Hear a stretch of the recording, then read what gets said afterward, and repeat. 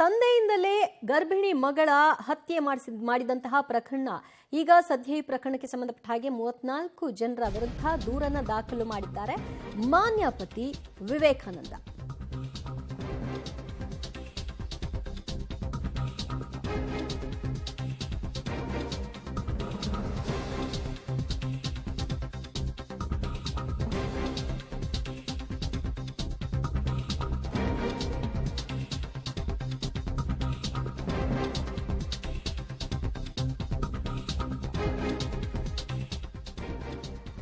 ಹುಬ್ಬಳ್ಳಿಯಲ್ಲಿ ನಡೆದಿದ್ದ ಮರ್ಯಾದಾ ಹತ್ಯೆ ಪ್ರಕರಣ ತಂದೆಯಿಂದಲೇ ಗರ್ಭಿಣಿ ಮಗಳ ಹತ್ಯೆಯಾಗಿತ್ತು. ಒಟ್ಟು ಈ ಪ್ರಕರಣದಲ್ಲಿ 34 ಜನರ ವಿರುದ್ಧ ಮಾನ್ಯ ಪತಿ ವಿವೇಕಾನಂದ ದೂರನ್ನ ದಾಖಲಿಸಿದ್ದಾರೆ. ಮಾನ್ಯ ಹೆತ್ತವರು ಸೇರಿ 34 ಮಂದಿ ದೂರಿನಲ್ಲಿ ಅವರ ಹೆಸರುಗಳು ಉಲ್ಲೇಖ ಆಗಿದೆ. 14 ಜನರ ಹೆಸರನ್ನ ನಮೂದು ಮಾಡಿದ್ದಾರೆ. 20 ಅಪರಿಚಿತ ಆರೋಪಿಗಳು ಅಂತ ನಮೂದಾಗಿದೆ. ಪ್ರಕರಣದಲ್ಲಿ ಮತ್ತೆ 3 ಬಂಧಿಸಿದ್ದಾರೆ ಹುಬ್ಬಳ್ಳಿ ಗ್ರಾಮೀಣ ಪೊಲೀಸರು. ಪ್ರಕರಣದಲ್ಲಿ ಬಂಧಿತರ ಸಂಖ್ಯೆ ಈಗ 6ಕ್ಕೆ ಏರಿಕೆ ಆಗಿದೆ.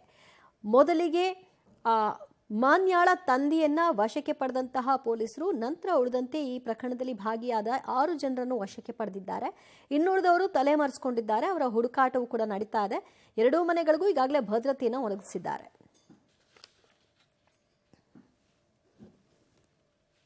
ಬಂಧಿತ ಆರೋಪಿಗಳ ಭಾವಚಿತ್ರಗಳನ್ನು ನೀವು ನೋಡ್ತಾ ಇದ್ರಿ. ಇವರುಗಳೇ ಆರೋಪಿಗಳು. ಒಟ್ಟು 34 ಜನರ ಹೆಸರನ್ನ ಉಲ್ಲೇಖಿಸಿದ್ದಾರೆ. ಇನ್ನು ಉಳಿದವರ ಹೆಸರು ವಿವೇಕಾನಂದ ಅವರಿಗೆ ಗೊತ್ತಿಲ್ಲದ ಕಾರಣವಾಗಿ ಅವರುಗಳನ್ನು ಅಪರಿಚಿತ ಆರೋಪಿಗಳು ಅಂತಲೇ ದಾಖಲು ಮಾಡಿಕೊಳ್ಳಲಾಗಿದೆ.